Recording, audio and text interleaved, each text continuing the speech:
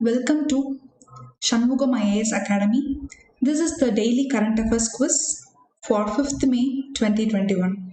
Let's go into the analysis. The first question is, consider the following statements about Central Vista Redevelopment Project. So this project was developed by or proposed by Ministry of Road Transport and Highways. This project intends to construct a revamp of 3 km long Rajpath from Rashtrapati Bhavan to India Gate. Madhya Pradesh Chausat Yohini Mandir is the temple which inspired the design of the Indian Parliament. So, which of the following above statements is or are correct? So, the first statement is this project was proposed by Ministry of Housing, Road Transport and Highways. This statement is wrong because this project was proposed by Ministry of Housing and Urban Affairs. So, when you eliminate the first statement, we can also eliminate option A, option B and option D. So we can conclude that option C is the correct answer by eliminating the option 1. This is how we have to practice in our UPSC exams, UPSC prelims. So we can also read we can also see whether option 2 and 3 are correct. The second statement is the project intends to construct a revamp of 3 km long Rajpath from Rashtrapati Bhavan to India Gate. Yes, the statement is correct. This project proposes to construct a long Rajpath of 3 km from the Rashtrapati Bhavan, that is the President's house, to the India Gate. And third statement is Madhya Pradesh Chausat Yohini Mandir. There is a temple called Chausat Yohini Temple, and this temple inspired the design of construction of our Indian Parliament. So our Indian Parliament is based on the design of that Chausat Yohini Mandir temple, which was situated in Madhya Pradesh. So this statement is also right. So option will be both 2 and 3. Let's go into the somewhat detailed analysis, much detailed analysis of this project. So, as I already told, this project was developed by Ministry of Housing and Urban Affairs, and it intends to construct a triangular shaped parliament building next to the existing one, and the construction of Central Secretariat and revamp of 3 km long Rajpath from Rashtrapati Bhavan to India Gate. Second is, it also includes North and South blocks, conversion of North and South blocks into museums, and the development of Central Vista Avenue. So this Central Vista project consists of a triangular shaped parliament, a common central secretariat and a 3 km long Rajpath from Rashtrapati Bhavan to India Gate, and it already has, at present it has north and south blocks, and that north and south blocks are going to be converted into museums, and there will be a development of Central Vista Avenue.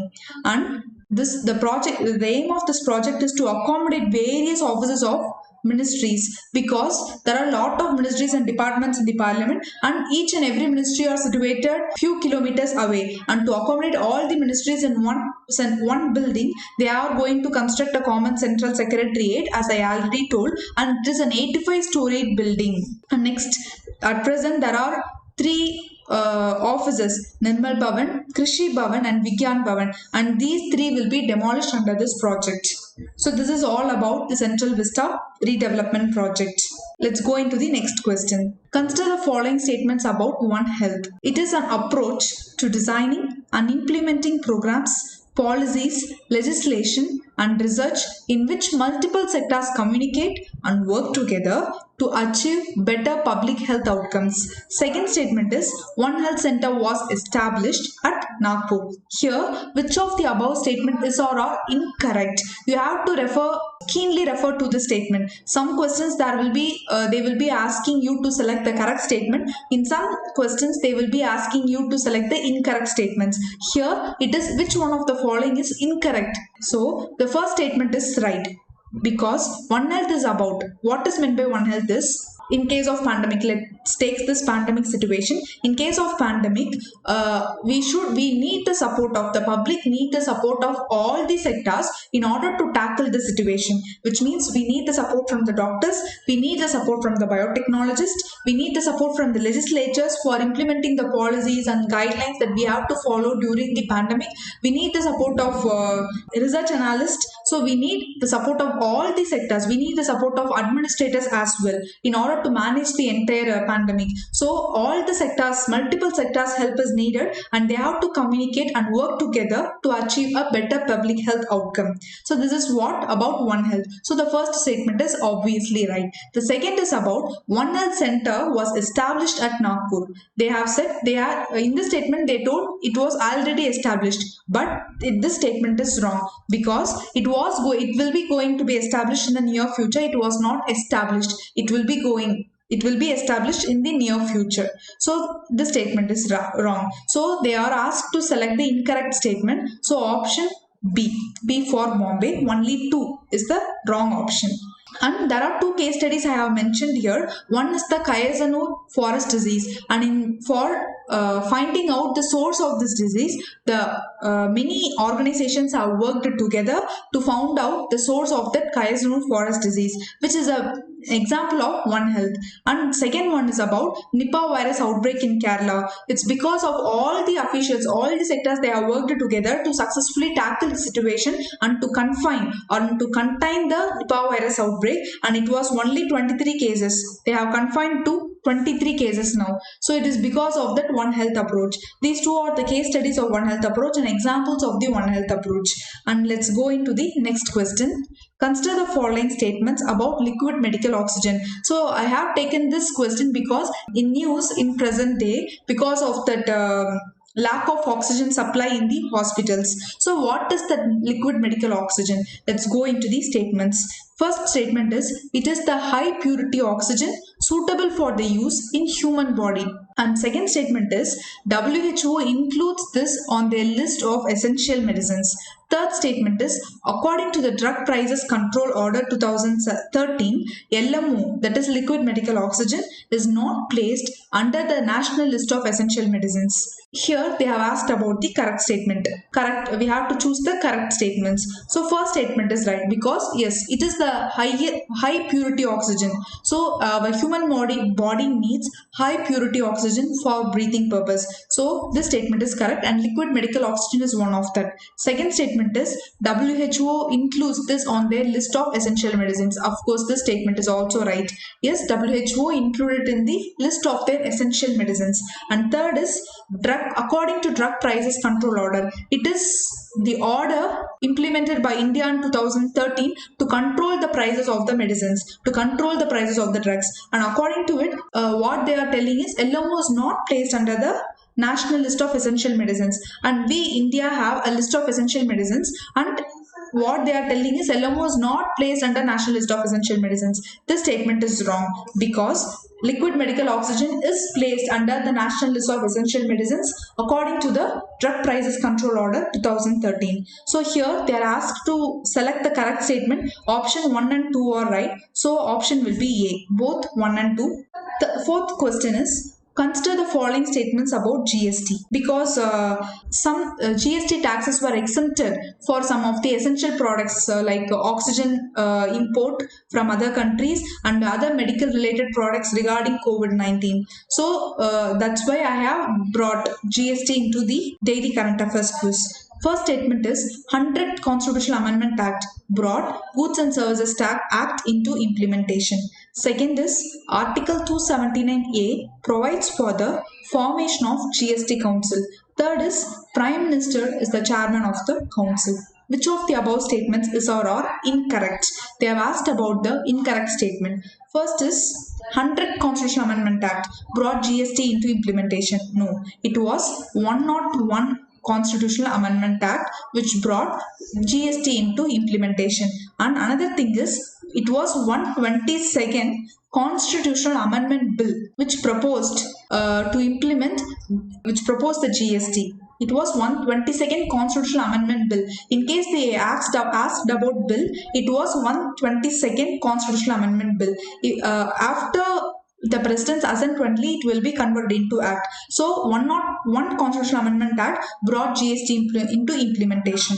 So first statement is wrong. Second statement is, Article 279A provides for the formation of GST Council. This statement is right. The job of the GST Council is to oversee whether the taxes are properly implemented between center and states, and whether the tax sharing is properly taking place between the center and states, and the overall administration of GST is up with GST Council. And third statement is Prime Minister is the chairman of the council.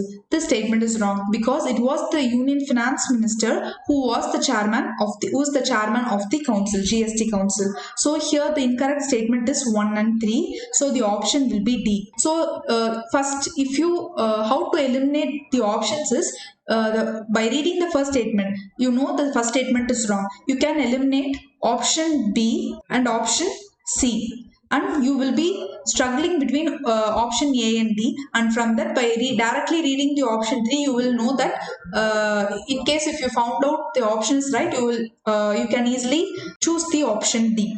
So that's how you have to pick the options. You have to eliminate the options during the prelims.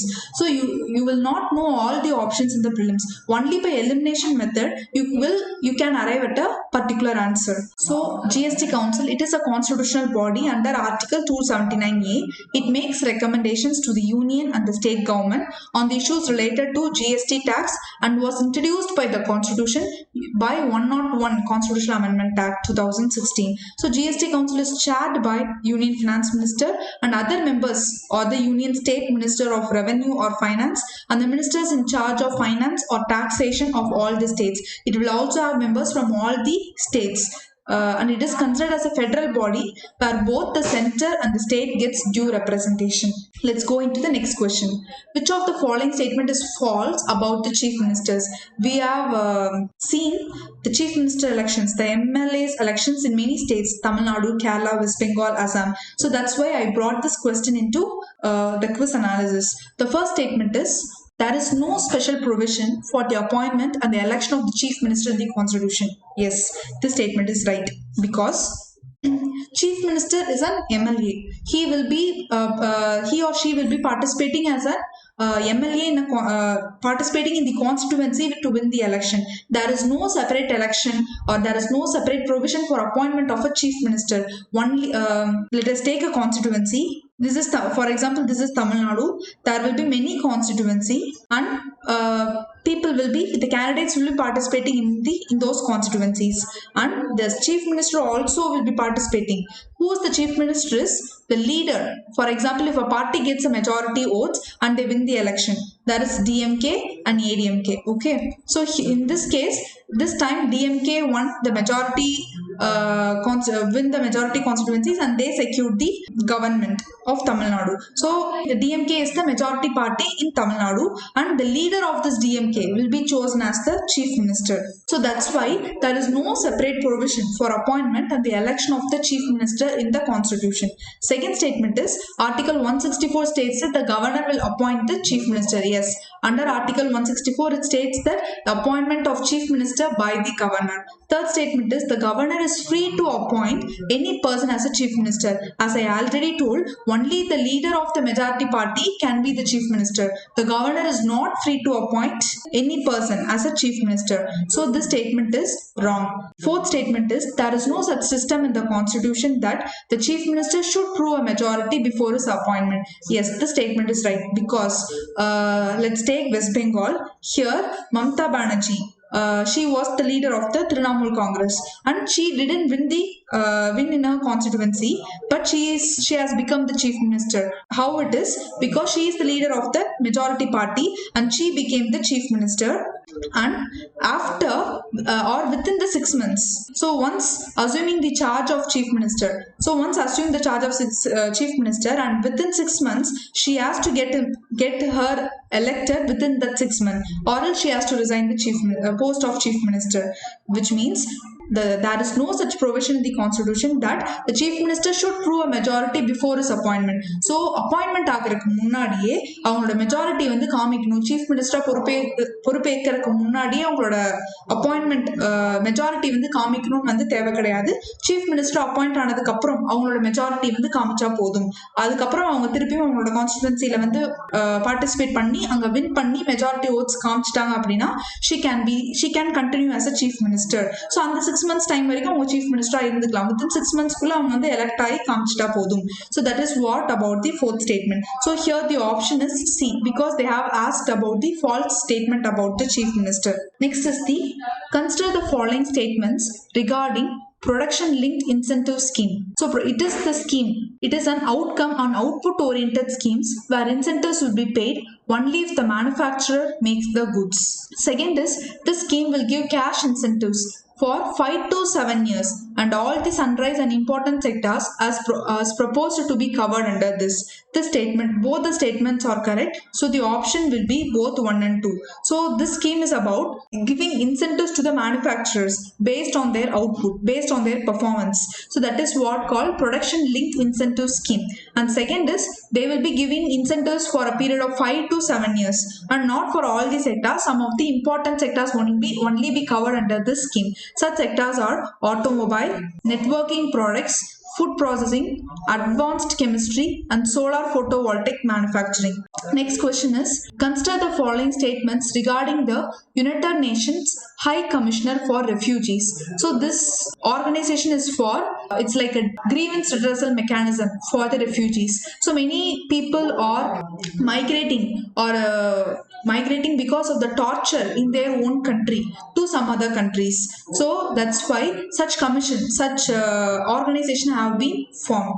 So let's go into the statement. United Nations High Commission for Refugees is a United Nations refugee agency and a global organization dedicated to saving lives, protecting the rights and building a better future for refugees, forcibly displaced communities and stateless people. Yes, this statement is right. Second, it is headquartered at Paris, France. This statement is wrong because it is headquartered in Geneva, Switzerland. So select the correct answer using the code given below. The answer is A. So United Nations High Commissioner for Refugees is a United Nations refugee agency and a global organization dedicated to saving lives, protecting the rights and building a better future for refugees, forcibly displaced communities and stateless people. It was created in 1950 to help the millions of Europeans who had fled or lost their homes after World War II. So after World War II, many Europeans lost their homes, they fled their countries. In order to protect those people, such commission was set up. It is headquartered at Geneva, Switzerland. And another thing is, India is not a member of this organization, United Nations High Commission for Refugees. India is not a member. This is one of the important statements. There is more possibilities of asking this statement in the prelims also. Why this was a news is, there were many Myanmar refugees came to India. So that's why this is about this United Nations High Commission Refugees was in news. Next is about, which of the following states in India shares its boundary with Myanmar? Options are Arunachal Pradesh, Nagaland, Manipur and Mizoram. Let's see the map. So this is Myanmar. So this red boundary is the Indian states. Arunachal Pradesh is having boundary with Myanmar. Nagaland is having boundary with Myanmar, Manipur is having boundary with Myanmar, and Mizoram is having boundary with Myanmar. So all these 4 states are having boundary with Myanmar. So the option will be D, 1, 2, 3 and 4. Let's go into the next question. Consider the following statements regarding OPEC. OPEC is Organization of Petroleum Exporting Countries. So let's go into these statements. It aims to manage the supply of oil in an effort to set the price of the oil in the world market in order to avoid fluctuations that might affect the economies of both the producing and the purchasing countries. So anyone can be a member of the OPEC. First, any of the countries can be a member of the OPEC such that they should have the oil resource and they should be exporting and they should be exporting the oil to some other countries. That is what the only criteria for OPEC. So if that particular country has a oil source and they are providing oil to some other countries, they can be a member of the OPEC. And why this organization is formed is in order to maintain the price fluctuations of oil in the world market.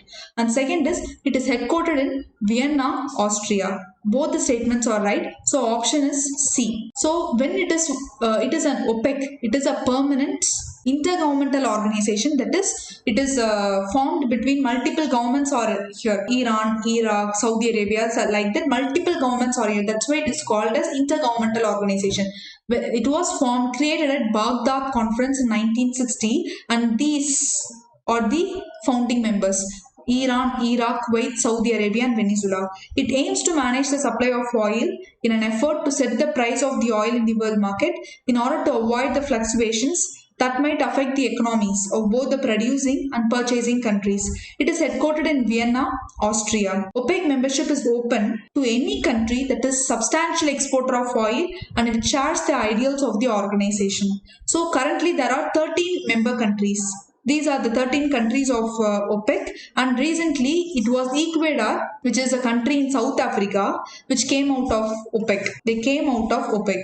So this is the recent current affairs. India is not a member of the OPEC. India is also not member, and the last country to come out of OPEC is Ecuador. So that's all you have to know about these OPEC. And recently another organization was formed, which is OPEC Plus. In this OPEC Plus, the member countries which are not a part of OPEC will be a part of OPEC Plus. That is the difference between OPEC and OPEC Plus. Next is about the Luzon Strait. Luzon Strait is a strait between. So let's go into the map and let's come into and after that we can come to the question. So this is the Luzon Strait. So always the meaning of strait is that it will be separating two land masses. So whenever a line which separates two land masses, it is called as a strait. Here the Luzon Strait separates two land masses. One is the Taiwan Island, another one is the Luzon Island. So Luzon Island is a part of Philippines. Northern part of Philippines, there is an island called Luzon Island. So it is Luzon Strait which separates Taiwan Island and the Luzon Island. So answer will be A. The Luzon Strait is a strait between Taiwan Island and Luzon Island of the Philippines. So that's all for today's current affairs quiz analysis. Tomorrow we can discuss about the next day's analysis. Thank you.